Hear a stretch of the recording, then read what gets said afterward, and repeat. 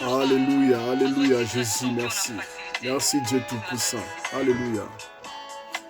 Kamoyo ezolelisa lelo ekosepisa lobi nabungisa elikya te aza na bomoi makamoyo ezolelisa lelo ekosepisa lobi nabungisa elikya te aza na bomoi.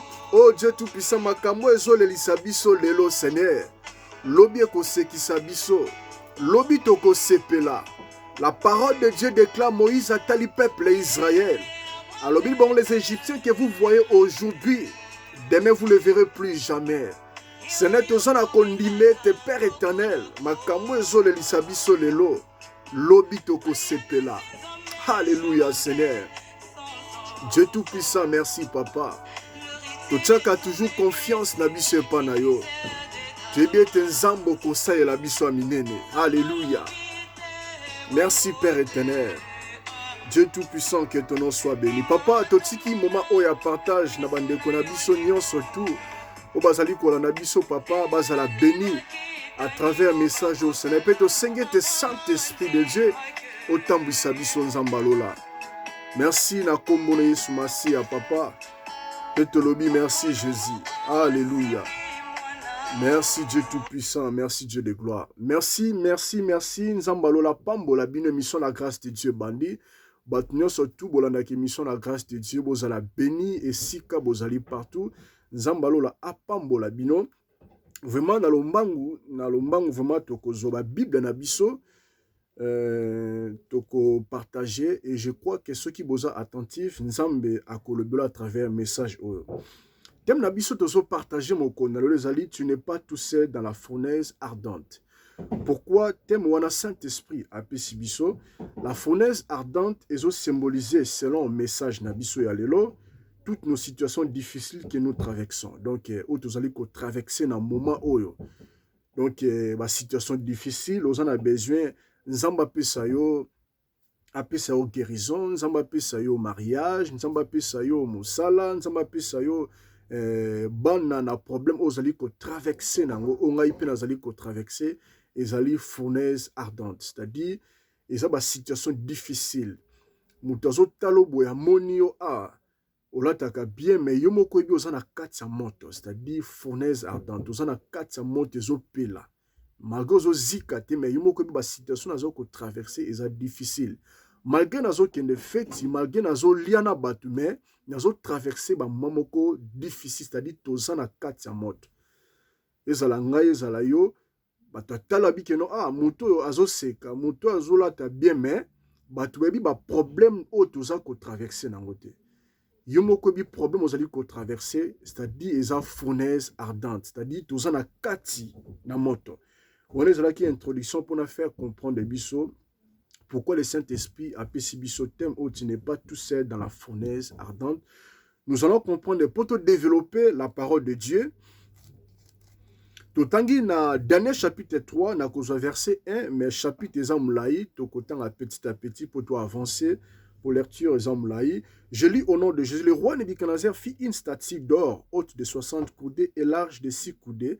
Il la dressa dans la vallée du Durand, dans la province de Babylone.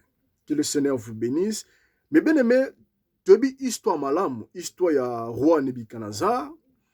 La parole de Dieu eza kotal sabiso azalaki vraiment reconnaissante malgré tout ce que nzamba sela qui est, mais roi a acceptaki asa la statue moko po ba peuple oya banaki ko diriger ezala gouverneur ozali roi ezala ozali reine ezala ozali magicien oza obligé ya ko postener devant statue oye asalaki comme ça qui statue wana nzambe na ye. Donc peuple nyonso azalaki obligé à se postener devant statue wana.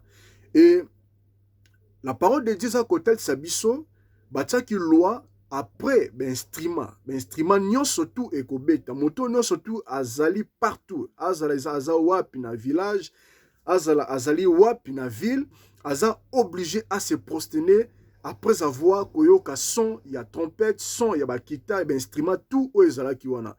Ba komi ensemble eza kotel sabiso, malgré principe, malgré roi, atsaki, zwaki verdict naye, motonon surtout à se prosterner, mais la parole de Dieu eza kotel sabiso, les trois compagnons de Daniel, bango ba respectaka principe wanate, malgré ba son et banaki kobeta ba instrument, bato bazali ko se prosterner ba konzi minene ba gouverneur, je ne sais pas qui, ba premier ministre, ba tout banaki ko se prosterner, mais les trois compagnons de Daniel, Shadrach, Meshach, Abednego, ba lingaki ko accepter verdict ya roité.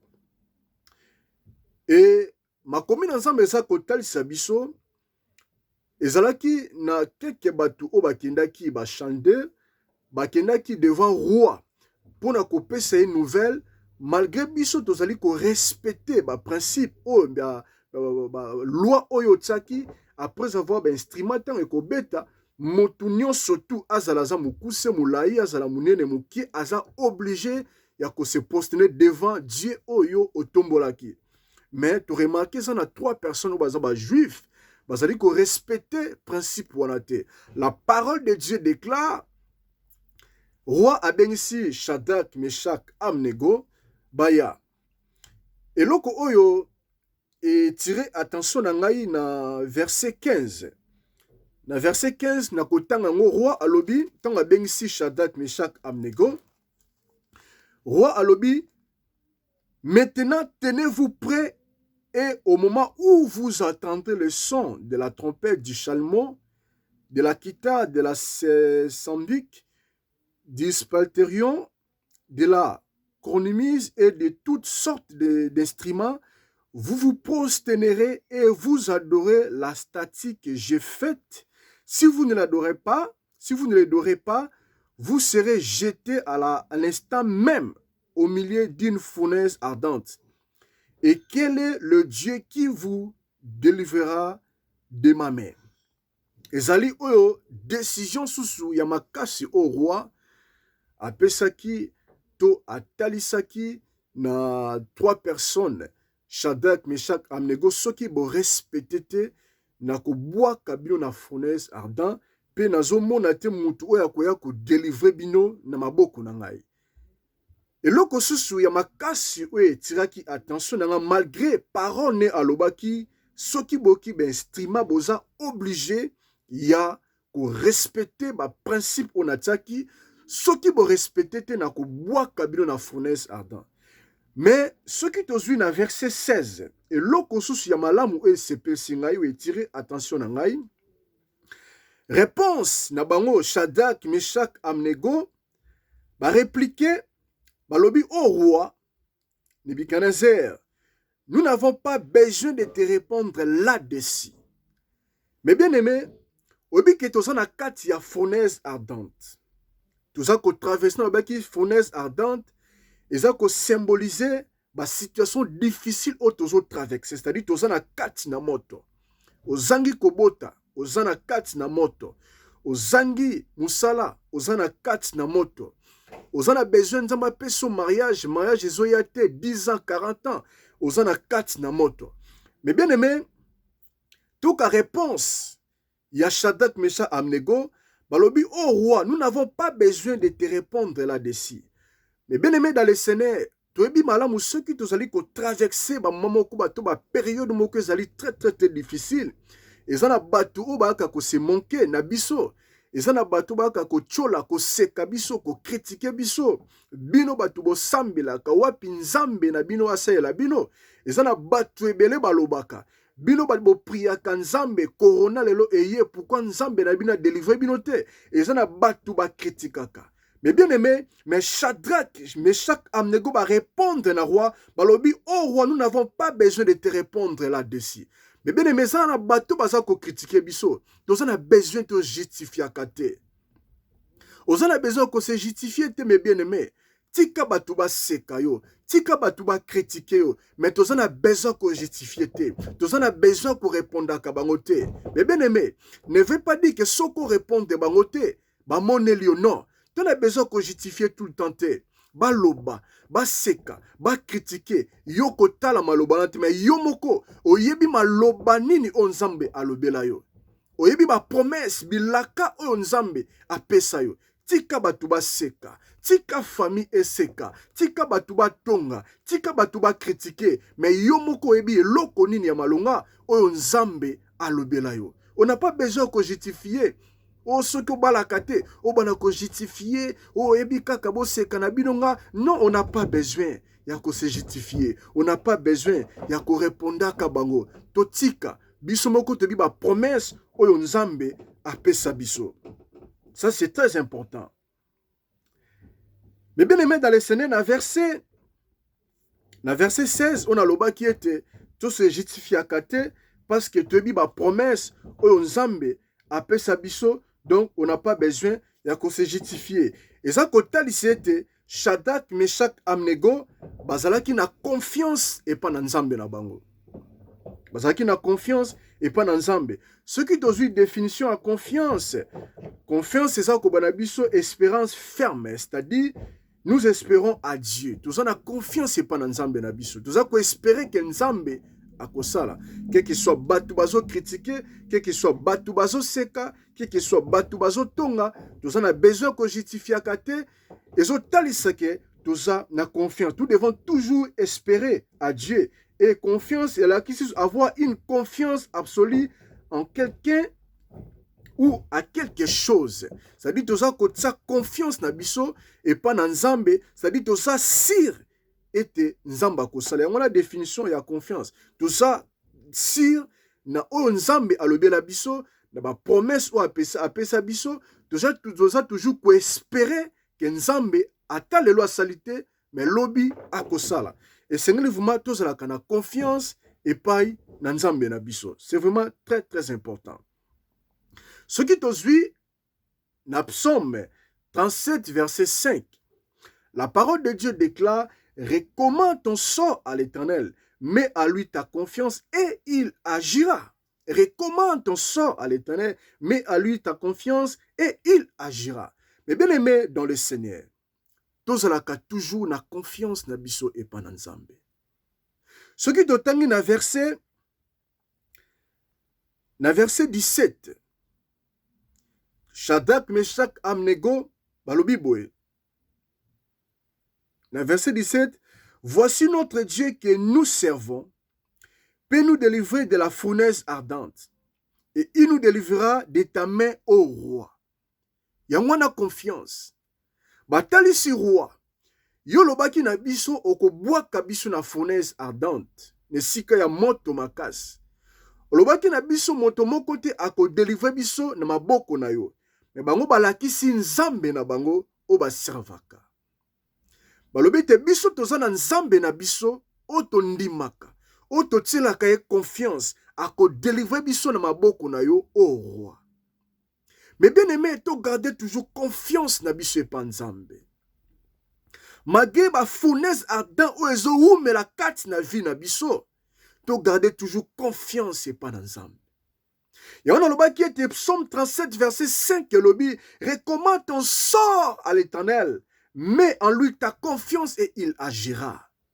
Mais bien aimé, Meshach, Shadrach, Abednego, balakisi Nzambe yo lobi mutu moko ta ko délivrer biso maboko na yo, mais biso pe totalisi yo Nzambe na biso aza capable ya ko délivrer biso na maboko na yo. Batalisa ki confiance, mais bien recommande ton sort à l'Éternel, le Seigneur agira. Tout ça toujours confiance et pas dans Nzambe. C'est très important mes bien-aimés. Confiance et pas dans Nzambe, c'est-à-dire aux assires. Nazotala makambo bato bazoloba te. Nazotala fournaise ardente zou mais la kati nango dans le bas qui ça ko symboliser ba situation difficile au doza ko traverser nango. Nazotala fournaise ardente mais nga nazotala oyo promesse Nzamba pesa kanga. Nazana posana tala ba critique ya batu te. Nazana posana tala o batu bazoloba te mais nazana posana tala ainsi dit l'Éternel. Nzamba lobela nganini. Mais bien aimé, ko tia confiance na o batu balobaka te mais tia confiance na yo et pas dans Nzambe. Shadrach, Meshach, Abednego, bataki confiance na parole ya roi te, mais bataki confiance na bilaka na nzambe, na oyo nzambe alobelaka bango. La confiance, mes bien-aimés, ça paye. Et loko ni eza koboma biso bana nzambe, tozala ba promesse nzambe apesa biso, mais toza sir, est-ce que vraiment nzambe mutalobaki? Toza sir nango te. Est-ce que vraiment nzambe mutalobaki na nga na kobala? Est-ce que vraiment nzambe alobaki situation difficile et kosila? Est-ce que nzambe mutalobaki na nga na kobota? La confiance, c'est très important. Mais bien aimé, je voulais dire quelque chose de très important ce matin. Restons toujours attentifs. Si nous voulons sortir dans la fournaise ardente, nous devons respecter 3 choses très importantes. Ce qui tolingi est nzambe, o biso to servaka. Abimisa biso na fournaise ardente, c'est-à-dire la situation difficile na kati ya moto otozali. Nous devons respecter 3 choses. Oh, le Saint-Esprit de Dieu a pesingai. La première chose que nous devons respecter, apprendre à mettre la confiance totale à Dieu. Je répète, apprendre à mettre la confiance à Dieu, c'est-à-dire aux autres confiance na yo et pas na nzambe. Quel que soit nazana katsa fournaise ardente, quel que soit nazana situation moko difficile, quel que soit nazana situation moko ya passe, mais bien aimé, apprends. Ya kotia confiance c'est pas dans nzambe. So kotia ka confiance c'est pas dans nzambe te. Mais bien aimé, apprendre. Ya kotia confiance c'est pas dans nzambe. Kotala te oyo mukile zoloba. Kotala te oyo pense no zoloba. Mais tala oyo nzambe alobela yo. Tu as toujours confiance. C'est très important mes bien-aimés. Na début na tsaki chanson moko oyo maman Georgette saza koloba. Makambo eza kolelisa biso lelo. Lobi eko sepelisa biso. Nzamba ko sepelisa biso. Mawa oyo eza na mitema na biso lelo. Lobi eko zala te lobi toko sepela. Apprendre à kotia confiance et pas dans nzambe. Et deuxième chose, si nous voulons sortir dans la fournaise ardente, où il y a une situation difficile, nous devons respecter. La deuxième chose, surtout, ne regarde pas à ce que les gens te disent. La deuxième chose, ce qu'on dit dans la fournaise ardente, dans la situation difficile, surtout ne regarde pas à ce que les gens te disent. Soko za kotala na oyo batu bazoloba. Soko za kotala oyo mokili za koloba. Soko za kotala pensée mabe za kati ne za koloba. Mais bien aimé, okotikala toujours du matin au soir, le 1er au 31 na fournaise ardente. Et c'est to bima na ba situation difficile.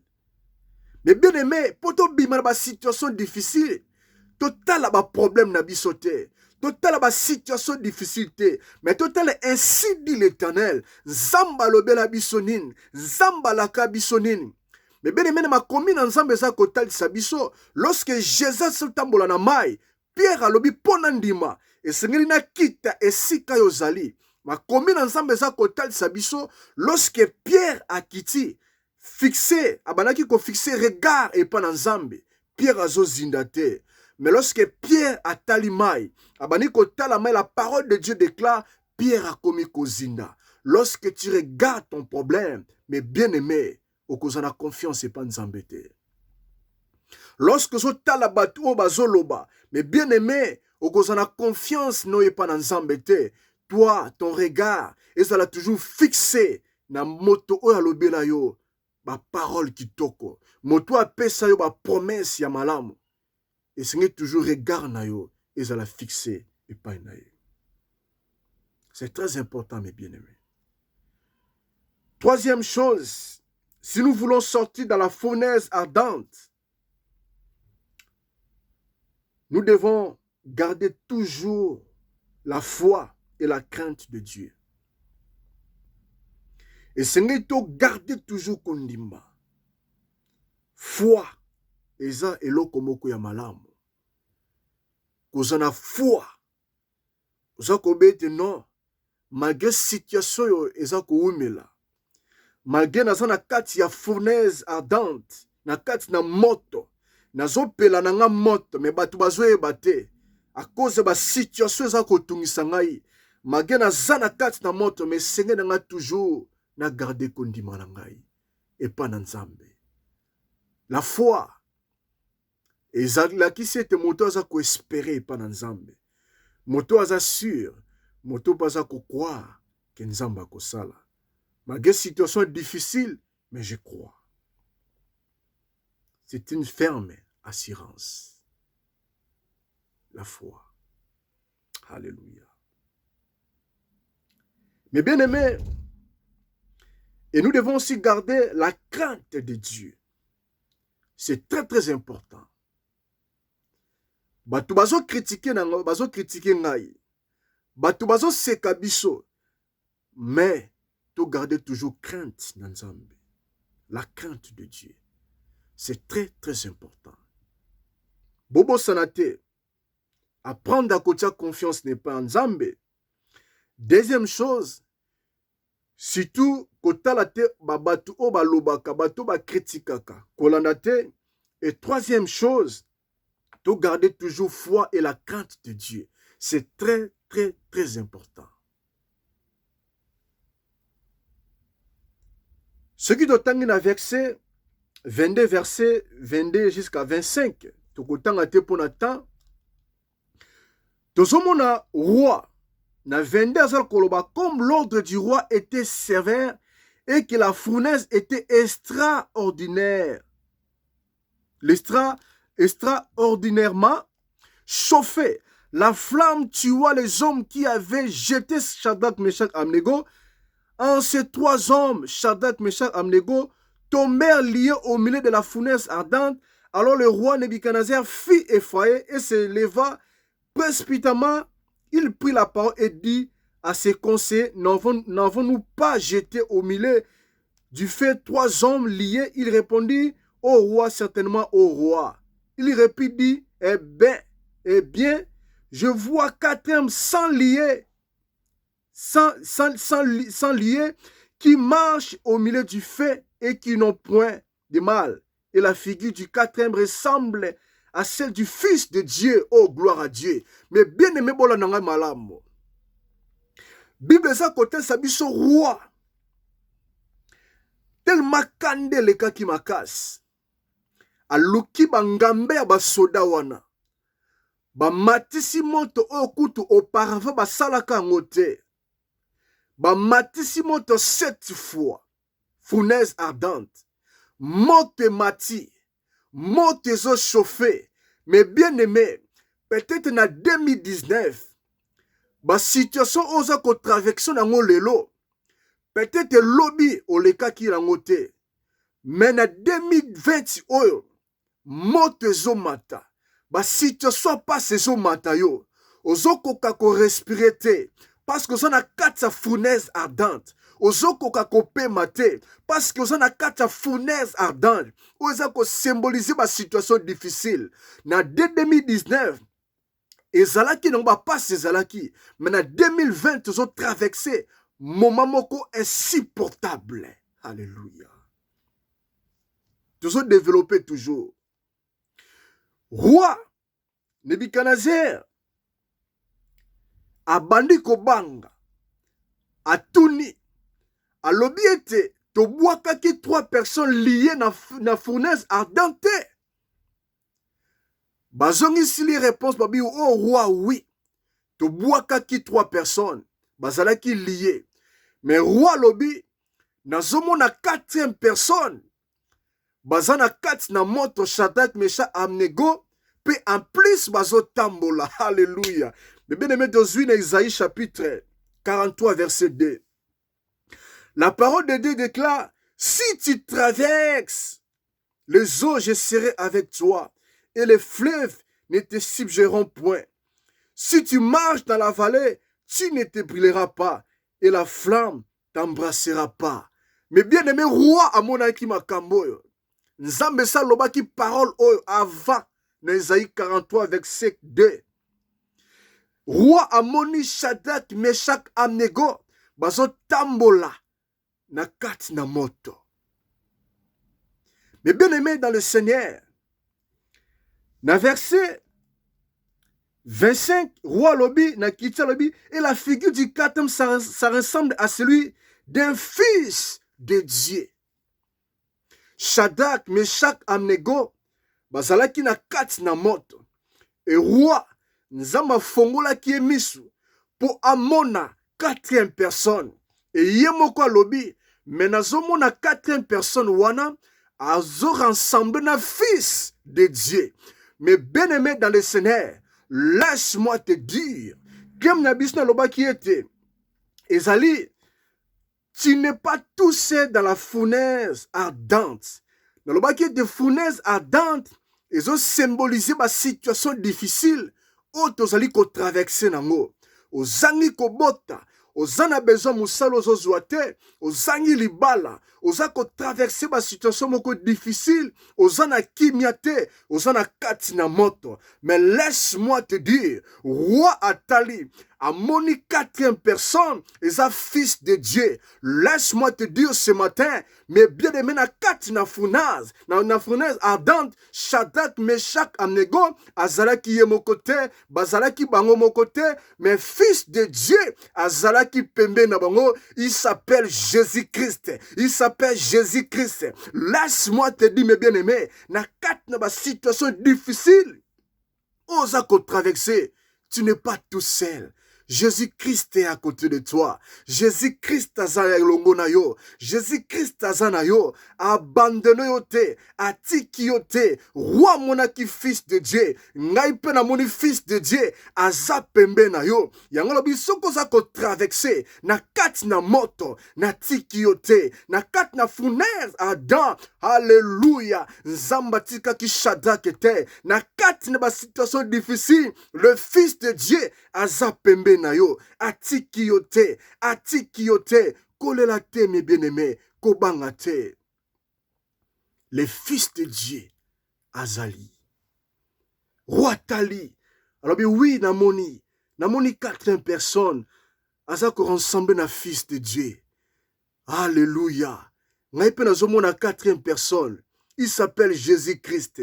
Oh roi monaki, à monaki Jésus-Christ. Mais bien aimé, la parole de Dieu déclare, je suis le même aujourd'hui et éternellement. Nzambaza omniprésent. Azalaki azali pe akozala. Alléluia. Jésus-Christ aza pembe na yo. Na kat na fournaise ardente.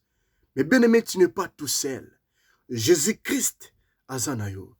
Komi tungsamate, tu as toujours confiance et pas dans Nzambe. Soko tie confiance et pas dans Nzambe, mes bien-aimés. Nzamba kosela yo. Nzamba kosela yo. Tu as toujours confiance et pas dans Nzambe. Tu as toujours confiance. Alléluia. Tu as toujours confiance mais pas dans Nzambe. Jésus-Christ a se longo na yo. Na kati na situation difficile. Jésus-Christ a se longo na yo. Na lobe qui était fournaise ardente. Et ça kolakisa ba situation difficile. Roi monaki fils de Dieu. Pemben ya Shadrach, Meshach, Abednego. Alléluia, fils de Dieu là, c'est Jésus-Christ de Nazareth. Santa baba baba. Jésus-Christ a zelongo na biso. Jésus-Christ a zelongo na biso. Je sais que tu traverses des moments moko ezali difficiles. Ozokoka ko supporter en côté. Mais bien aimé dans le Seigneur, tikanga na rassurer yo. Jésus-Christ a zali longo na yo. Atiki yo te. Na ba situation ya difficile, na ba situation ya pasi. Jésus-Christ azali. Tikete nzamba lola pambola bino. Tu as toujours confiance mais pas dans Nzambe. Mais bien tenkolo atiki yo te. Ozako traverser ba momoko ezali difficile. Ozako koka ko supporter te. Mais ma prière te nzamba pesa yo kimia. Nzamba peso vraiment kimia. Kimia zala kati na yo. Mais ko bossa na malobo te. Na kati ya fournaise ardente. Jésus-Christ, l'éternel Dieu tout-puissant, azalaki na Shadrach na Meshach Abednego. Pe na kati ya fournaise ardent oyo oza ko traverser nango. Jésus-Christ aze longo na yo. Jésus-Christ aze longo na yo. Nazoloba bien que Jésus-Christ aze longo na yo. Atiki yo te na kata fournaise ardente. Eza ko symboliser ba situation difficile. Mais bien aimé, de garder toujours confiance pendant Nzambe. Nzambe apambola biso nyonso. Merci beaucoup. Alléluia.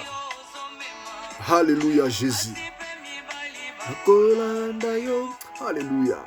Merci Père éternel. Merci Père éternel, Dieu tout-puissant. Papa, topesio merci na moment où tu partagé. Na bande konyo surtout au balandi émission la grâce de Dieu. Merci Seigneur pour un message au lobeli biso. Au lobeli biso otiki biso te magé fournaise ardente, osa toujours elongo na biso. Malgré ma situation difficile, où tu allais traverser, tu es toujours avec nous, Seigneur. Topesio merci pour tous allés qui n'habitent pas début jusqu'à la fin. Que ton nom soit béni, Père. Merci beaucoup. Zambalola Pambola Bino, au revoir, au revoir. Tokutani Namikolo Koya. Merci beaucoup. Merci que le Seigneur vous bénisse abondamment. Alléluia.